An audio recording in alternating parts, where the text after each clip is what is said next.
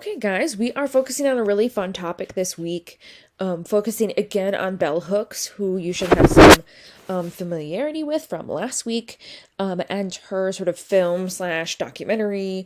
It's not really a documentary, I guess. Speech. I don't know what to call it. I think I call it a documentary, but cultural criticism and transformation from 1997.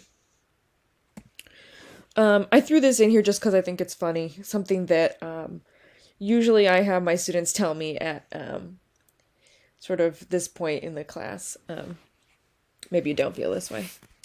We'll see as we move on.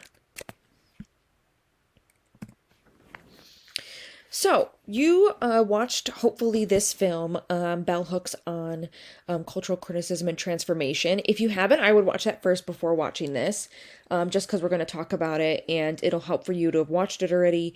It's only about an hour long, and on that Canopy website. So cinema is very important to our lives.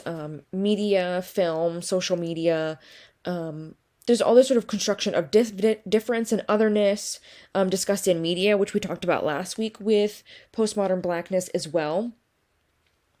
So we're going to talk about kind of the power of culture and media to control images and ideas in our own lives, which is sort of the basic idea that Bell Hooks starts with and then kind of breaks it down throughout her kind of analysis of different films.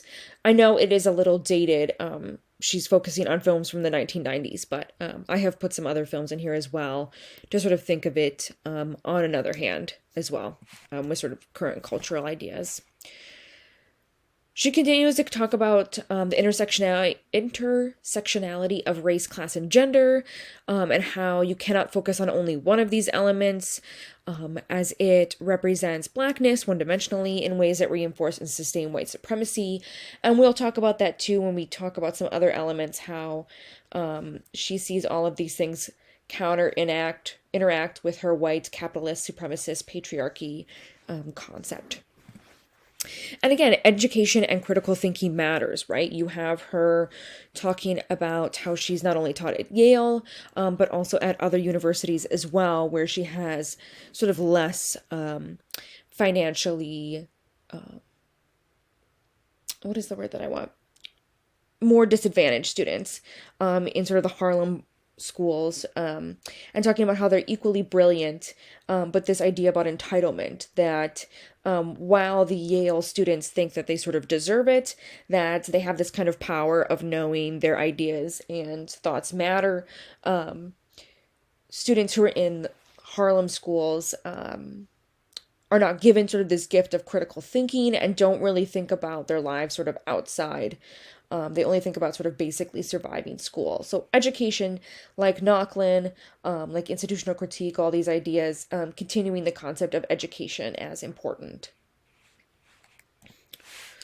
So representations in media matter. You probably have some idea of this, and maybe Bell Hooks' ideas seem relatively familiar or completely understandable to you. But erotica and sexual violence, direct link between choices and representations, want to think that films are magic and just documentations of reality, but really very intentional choices on the part of the filmmaker and creators. What kind of images will make a certain kind of impact? You can be deeply moved by a film, but still find a problem with certain representations, which is something I do when I watch films too. You can still like something, but still have a problem with the way they represent women or particular races or cultures. I threw Chadwick Boseman in here as a, in memory to him, unfortunately, that we lost him. He's such a great actor. She talks about these two films, Hoop Dreams and Smoke, both from 1994 and 5. Hoop Dreams, she talks about how it's all about this kind of documentary idea about this group of, I think it's like a team working in high school and showing that they can sort of achieve their dreams if they work hard. And she talks about how it appears to be this documentary and you appear to be getting all this sort of factual information. But all of a sudden, one of the boys has a girlfriend and a child. And so, in this kind of split moment, that you're missing some of that information, right? Half of his life is being not told to you. And she also talks about how one of the characters stops playing basketball and decides to focus on his studies, and how it's him giving up his dream and he's sort of a lesser character because of it.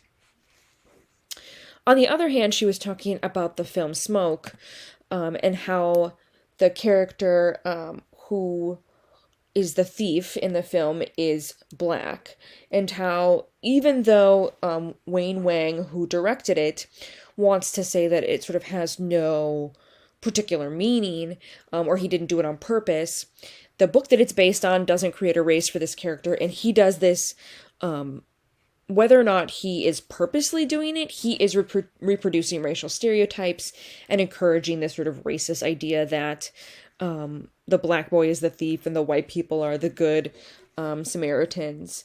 And she talks about how students have a hard time accepting this, right? A hard time accepting that filmmakers are doing these sort of things intentionally. But this is very much part of the constructs of our culture and social media and the way that we consume films, that if you don't want to believe those things, you're sort of ignoring these larger constructs in society as well. She talks about Braveheart as well, which was very, I think it came out in the 90s. Yes, 95.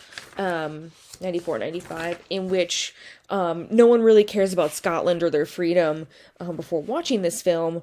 And so it very much perpetuates these kind of white dialogues. And of course, she wouldn't know necessarily all the sort of anti-Semitism that would come out of Mel Gibson and what kind of person he was. But I always think about Outlander as sort of a more contemporary example that you don't really care about. You probably haven't spent a whole lot of time learning necessarily about Scottish independence, and then you start to feel that you care more about it because of this story between these two characters. I am going to do a couple spoilers here on Star Wars, if you haven't seen Star Wars, and a couple other films, nothing too serious, things that you've probably seen, but hopefully you've seen Star Wars. But she talks about Darth Vader, and which does mean Dark Father, if you did not know, in German. But you have this idea that she's talking about where the voice of Darth Vader is a black man, aka James Earl Jones, who also voices Mufasa. And so you have this negative bad character who ends up being a good eventually, this bad character as having a black voice, even though he's not played by James Earl Jones, which is crazy. He's played by a white man. And so when he becomes good and takes his helmet off, you see this white man's face. And of course, if you've seen this sort of last scene, you hear the difference kind of between James Earl Jones's voice and Anakin Skywalker's voice, or Darth Vader's voice. And I guess you kind of just like accept that it's okay because he was wearing a helmet and he has like a breathing system or whatever. But this idea about bad and good, white and black, right? These sort of constructs. And you can think about it with Lando Calrissian as well, who is another character in Star Wars. One of the only black characters in the early films who betrays his friends. So not necessarily also gets redemption, but again, you also kind of never believe him or trust him necessarily. Even though Han Solo is just as bad and is very much part of that culture, you see him as the good guy because he keeps, because he's part of this sort of larger dialogue that the story is engaging with. I think there's so many ways that you can think about these ideas of black characters and the way that they're represented in films at large. Frozen 2 came to mind when I made this presentation originally. I think it just come out then. In that you have, I think they're in Norway, or I don't remember now. but they're in this very white dominated European culture, and here you have this black army general, and he's kind of, you don't know for sure if he's bad or good kind of at the beginning, and by the end you sort of get that he's this good character, but what purpose does he have in here? Is he good or bad? Did they feel the necessity to put a black character in these Disney films? Were they getting a lot of slack because it was all of these very sort of white people, and white Disney princesses, right? We only have really one black Disney princess. Yeah, I believe so. I could be wrong. I don't think so. Tiana. So what place does he have in this dialogue, right? And he then somehow marries or dates the only other black person in that city as well. And then like you can look out, maybe there's a black woman here. But I mean, most all the figures that you see are white people. Also, I saw his Funko Pop today and I was like, why is it sleepy? I don't get what that is. Someone please tell me why he's sleepy. But again, a representation of it in Disney films and how we sort of think about that as well. And she talks about leaving Las Vegas, this film with Nicolas Cage, before he goes broke. And it's really dark because the last quote that she says in this section really caught me off guard. And I didn't remember it from the last time I watched it. But it is no accident. We know that when women went into the mass, oh my God, when that women went into the factories in the world wars because men were not there, that when those wars ended, mass media was used to get women out of the factory and back into the home. Well, in a sense, mass media is being used in that very same way right now to get women out of feminism and back into some patriarchal mode of thinking. And movies, to me, are the lead propaganda machine in this right now. Which is very important to the 1990s when you have the third wave of feminism happening and women trying to gain more rights for not just white women, but black women, women of multiple races, multiple genders, multiple sexualities, like engaging in a full class equality. And you have these sort of movies that are quote unquote bringing women back to this patriarchal mode of thinking. And it's very dark to think about those ideas in filmmaking in something like this. You'll see the clip of Leaving Las Vegas when you watch it, obviously. Hopefully you've watched it. When I think about these things, I have a couple of films that really come to mind and make me think about like sort of misogyny and patriarchy. Kingsman being one of my least favorite films of all time. I know everybody loved this movie when it came out in 2015, and I remember watching it and I didn't care. I was relatively bored until the very last scene. And if you've seen it, you know what I'm talking about, where you have this kind of princess character at the end, and she tells the main character, what is his name? Let me look it up. Okay, his name is Eggsy. And throughout the whole film, you don't really have any romance. And it's very much kind of like a James Bond film, but the director is trying to play with sort of some subversive ideas surrounding James Bond films. But at the end, this princess who's in this cell, which kind of looks like a living room or something, which he goes in there, says that if he saves the world, she will have anal sex with him. And the last scene of it is them sort of engaging in this act. And I literally sat there dumbfounded that I was watching this nonsense, because who are these characters? She has no role in this film. She's very like one-dimensional. And all of a sudden you have this kind of really super lewd thing happen at the end. And she says it in this really like grotesque way. And go watch it if you want to. Don't if you don't want to. But this idea of like misogyny and, oh, he's trying to subvert the Bond films by doing this sort of like overtly sexual thing at the end. It's like you're doing something far worse, in my opinion. But I digress. I also think about 50 Shades of Grey. When we talked about Audre Lorde and the way that she thought about sort of S&M and the way that S&M was in consumerism and about this like controlling dominant versus sub culture.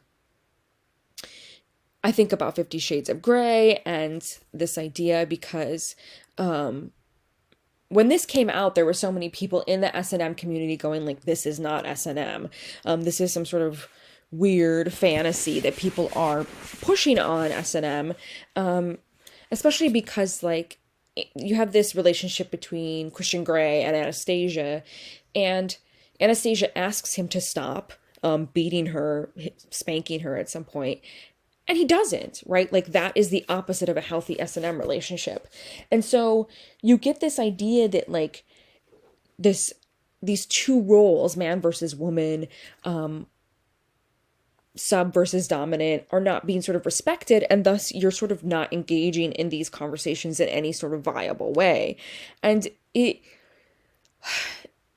breaks down a lot in films like 365 that just came out this year. It was like #1 on Netflix for a week, and it was the most awful film I have ever watched, where this man kidnaps this woman who he's never met, and tells her that she's gonna fall in love with him in 365 days, and he's abusive. He rapes her. He says, "Oh, I won't touch you unless you want to be touched," and then chokes her and touches her without her asking, like all these things. And you go, like, this is rape. This is sexual assault. And of course, she falls in love with him, and oh, he's hot. And people were telling me, oh, that film is so hot. No, no, it isn't. It's literally sexual assault, sexual abuse. It's rape. These are not things that we should be encouraging. And yes, it was not an American film. I believe it's Polish. But here it was on Netflix, #1. I had all these girls telling me that it was so fantastic. Like, this is the epitome of the problem. What's wrong with media is when you get to films that are really taking these ideas to extremes and objectifying women in such a grossly misogynistic way to the point that rape seems sexy, right? That's horrific. So Bell Hooks asks us to be an enlightened witness, to become critically vigilant about the world we live in, proactive about your sense of agency, and be willing to sort of question these things and like look at things like the Oscars, which continue to not nominate people of other races, and have all these sort of white films and white actors all being nominated for Oscars. You can also think about things like the halftime show that happened this year for the Super Bowl, where you have these two phenomenal female figures, J-Lo and Shakira, coming and performing at the Super Bowl halftime show. And all of these people saying, oh, well, it was really bad. Like, it was very sexual. And Shakira's only a one-hit wonder. And, like, why even have these people perform? And you think, do they say this about men when they perform? Adam Levine literally didn't wear a shirt for, like, a good portion of his halftime show. No one was like, oh, that's very sexual. And Shakira is not a one-hit wonder. She's very famous. Just because you don't listen to her music because it's sometimes in Spanish. Like, I'm not sure what you say to people when they're being blatantly ignorant, right? Just because you only know one song doesn't mean that that's the way it is, right? And then not realizing this like larger dialogue that J-Lo is engaging with when she comes out in the Puerto Rican flag, and on the other side it has the American flag, right? And encouraging people that are not white, that are Mexican or Puerto Rican or Spanish or Latino or Latina or any of these people who are being mistreated by the government or by immigration laws, and really sort of putting her support on display, right? Although Puerto Rico isn't necessarily being objectified right this second by the government, they probably are, realistically, since we won't make them a state and give them any sort of voting rights in our country. So thinking about the way that we talk about these sort of constructs, in that, do we care that men are sexually making advances on stage versus women, and the way that women have to represent themselves or don't have to represent themselves, etc. So it comes down to the construct of white supremacy, capitalist patriarchy, about this system that Bell Hooks discusses, this sort of phrase that she uses, that you can't just talk about one of them, right? Like this, again, this idea of not being able to separate race and gender and class. White supremacy evokes a political world that we all frame ourselves in relationship to, that racism doesn't engage with conversations about colonization and decolonization, and also puts the term of racism, keeps white people at the center of the discussion. So all of these constructs that she talks about that are really important to understanding our lives at large, and how they're affected. And like, I start to think about all these ways that we can talk about ideas like The Social Dilemma, which is a great film which engages with some of these ideas, as well as other documentaries, and the way that a media is sort of consuming children as well. That suicide rates in preteen girls have gone up 151%. In what, 10 years? 20 years? She talks about the O.J. Simpson case as well, about how this whole thing is a charade, and a presentation of this court case. Bell Hooks is clearly opposed to domestic violence, but through this court case, she feels like it was affirmed and promoted, and this patriarchy kind of perpetuated itself. And she felt like she didn't want to comment on the case because she was colluding with this problem of domestic violence and identifying with the men who are violent as our heroes. And this idea that no matter what, that there was this feeling that Nicole Brown Simpson had to stay with him no matter what, because of this sort of, these constructs that were built around her potentially. And so when Bell Hooks goes on Good Morning America, says that they're allowed to ask her a question. And she says that the only thing she knows about this case is that it began and ended with male violence. She wanted, these people on Good Morning America wanted this black woman to be choosing against the white woman. But Bell Hooks wanted to bring it back to domestic violence against women. And hopefully you know some idea about what happened in the O.J. Simpson case, but the whole thing was all built around race. And this is very much part of the time, and even today, as you can imagine, because O.J. Simpson is a famous football player, and there's a lot of police violence against black men at this time as well as now. So not a new issue, obviously, as we talked about last week. But Johnny Cochran and other people are attempting to frame it that the police are trying to frame O.J. Simpson because he's black and his ex-wife is white, and it's about this construct of black violence against white women, black male violence against white women. And so Johnny Cochran does it by building this story around it. And then you have Marcia Clark, who's made fun of because she's not trendy and fashionable as a woman, and how she also gets her quote-unquote token black man on her side, Christopher Darden, and then it becomes a conflict between Darden and Cochran, and all surrounding this idea of how beautiful Nicole Brown Simpson is, and yet still not engaging with sort of the larger issues about her being assaulted and treated like that assault doesn't matter in this larger scheme, and how much it sort of broke up families, like the Kardashians, like other groups who, if you've ever heard that Kris Jenner sided with Nicole Brown Simpson, right, that she believed that OJ had killed her, and Robert Kardashian sat on OJ's side during the trial as he was a lawyer.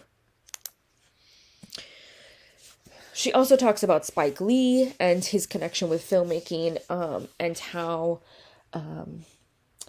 that people are always saying that that he's not successful, that he doesn't make enough money, and that other films that are more commercially engaging in black stories are more successful just because they make more money. And she talks about this idea of how Spike Lee embraces the rules of the game, but no matter how much they follow it, they are still not a contestant.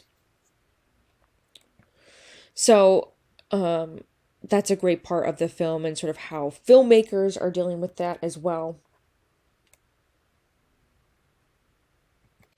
Last week, we also talked about the rap scene in connection with bell hooks. Not only are there some of the themes that are played out in the rap scene. Why do I keep doing that? Such as over sexualization of females and the making of money, this kind of machismo idea, misogyny, sexuality, eroticism, but also that white consumers kind of come to rap and take whatever they want, even though they don't sort of engage with these lifestyles or ideas at any sort of powerful or engaging way, right? Even if they like rap music, she has this anecdote that even if she likes someone likes rap music, they will listen to rap music and engage with that idea and commodify it in their own lives, and then go out and see a black man on the street and still feel scared, right? Still not feel this sort of connection with the culture as a whole. And it breaks down again for women. White skinned black girls are the ones being represented in films traditionally. She talks about the color cast system and how black girls in music videos have long, straight black hair and are light skinned. There are no dark skinned girls. I think some of that is changing, but probably not fast enough. And you can see these problems all over the world. India, for example, has a large problem with skin bleaching and wanting to have lighter eyes. There's been conversations about Aishwarya Rai, who's very famous in India as an actress, and she works in American films sometimes as well. But these kind of creams that are supposed to be working to make your skin lighter, so that you gain more people are more interested in you, or that you gain higher status as an Indian woman, and sort of how that is also perpetrated in American culture as well. Like, for example, you can think about Chris Rock's documentary, Good Hair, which talks about what is good or bad hair, which has been built upon on these ideas of wanting to look like white women and act like white women to be accepted by white culture.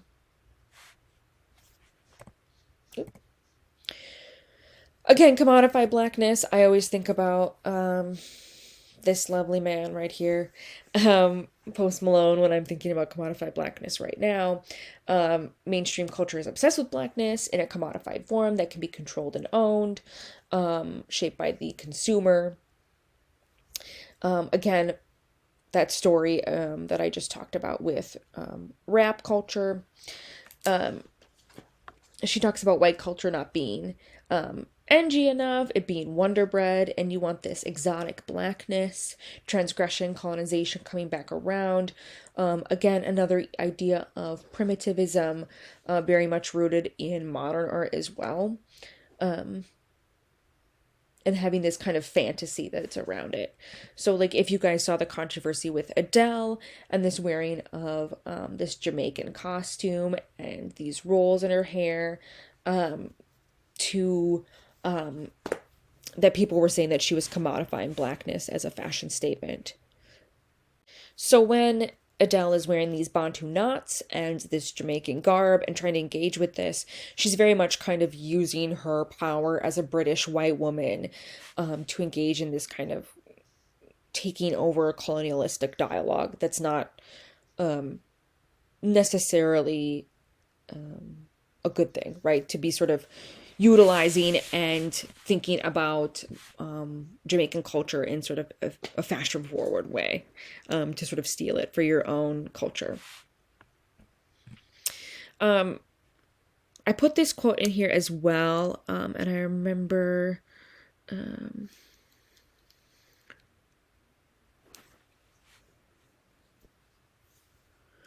so that at any point in time they can drop their interest in blackness and do whatever they need to do to reinforce their class interests, the interests of white supremacy, the interests of capitalism and imperialism. And I think that is frightening because it's so deep and profound. It really suggests the way in which fantasy will, I think, more and more mediate fascism, as it has always done in the past. Pretend that you're going somewhere that you're not really going, and you can stay in place and be ready to serve the state when the state calls you, because you really haven't left home. And I think that's a lot of what's happening. It felt very sort of powerful to today's ideas about thinking that you've moved to some place that you haven't, right? In conversations about Black lives. I mentioned Sarah Bartman last week, or Sanjay Bartman, in our conversations about Black Lives Matter and the couple in the cage. And I thought about Renee Cox and this idea about commodified blackness in her work and the way that she's engaging with this idea in her Hottentot Venus here on the left, where she has this sort of prosthetic breasts and butt on her body, talking about Black women as sexual objects. But I also have read a lot about this idea of Sarah Bartman in conjunction with Kim Kardashian and her Paper magazine cover that was released 2014, which actually it seems way more recently than that. But that there's something to be said about confronting the respectability politics that deny women the agency to choose how and when they will display their bodies, and social policing that says modesty is best, but the story and legacy of Sarjay Bartman complicate these issues in ways few are able to reconcile.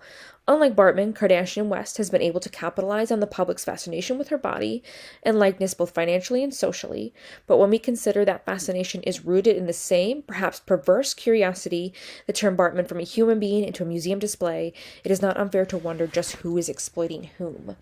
So again, that Kardashian is engaging with these ideas by promoting her body type. And as a woman with Black children, how does she sort of come to terms with that? And Renee Cox deals with a lot of these ideas in her work, such as reframing grand pieces of art in Black culture. So Your Mama's Last Summer from 1996, in which she is the nude Jesus figure with the disciples. She also engages with art historical constructs of Judas. It is often represented in old medieval images as being the darker figure. He's here in this Last Supper, and then right here in Da Vinci's, so that she actually does the reverse of representing him as a white man instead. She has done this as well with Pietas, as well as Dinner on the Grass by Monet, and sort of re-engaging some of these ideas. So this one, the colonization of white people, sort of reversing some of these ideas about Blackness in art history as well, quote unquote Blackness, as Bell Hooks calls it. I included a article about Bell Hooks' conversation about lemonade that you can read. I don't know if I necessarily agree with her, but it's an interesting conversation if you're interested in looking at it and how it portrays Black women. This final section, I put a bunch of advertisements in it because I think that there's very much sort of this idea of sexual objectification of women, of races, of many different types of people in media, particularly advertisement that encourage this kind of white capitalist patriarchal, white capitalist imperialist patriarchy. Which word am I missing?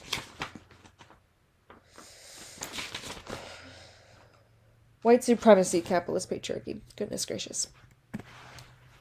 So you can think about all of these different advertisements, like Calvin Klein, having this 15-year-old Brooke Shields be modeling after her Pretty Baby debut, where she's a 12-year-old prostitute, and this quote that she has from a commercial in which, do you know what comes between me and my Calvins? Nothing. Dolce & Gabbana.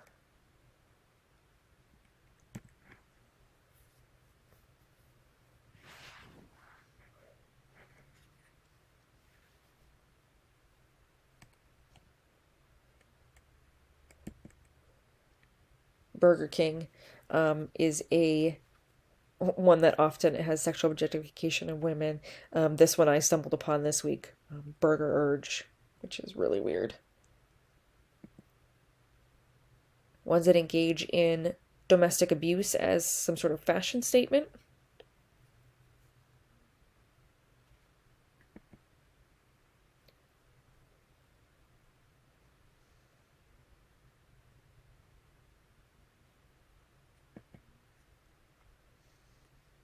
This is one from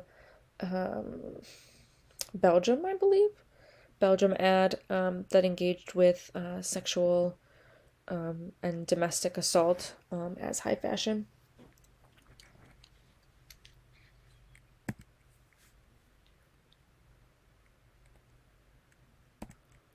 As sort of sexy, right?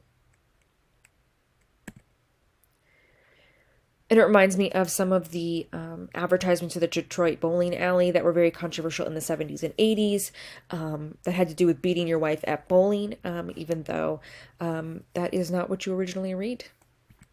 And it was quite horrific to see these imprint.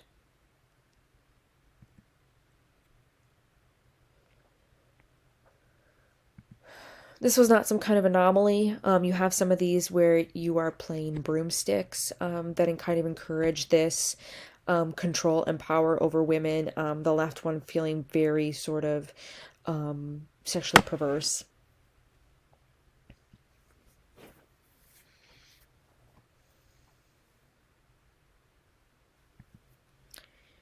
Make sure to give your wife a good spanking.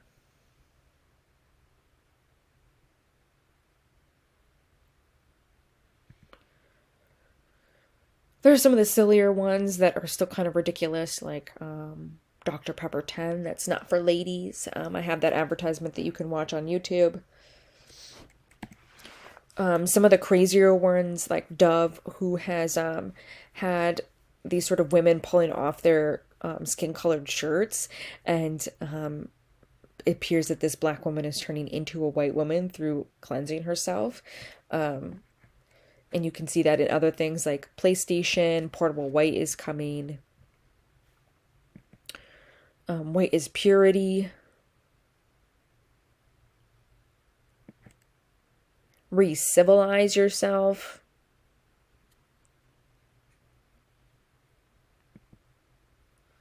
This is a Chinese advertisement where this black man goes into a washing machine to get clean and comes out an Asian man.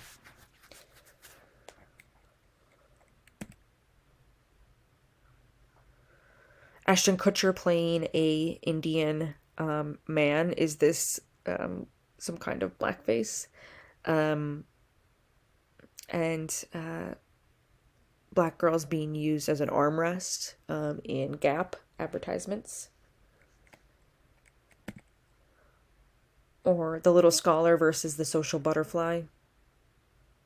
This is Gap as well.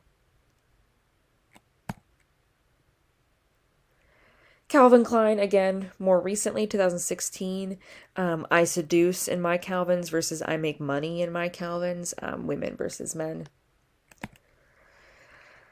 I mean, you could see so many of them in films and shows. Friends, for example. I think, if I remember correctly, Rachel and Monica had to be a 0 or smaller in all of their pant sizes. They were required to do so.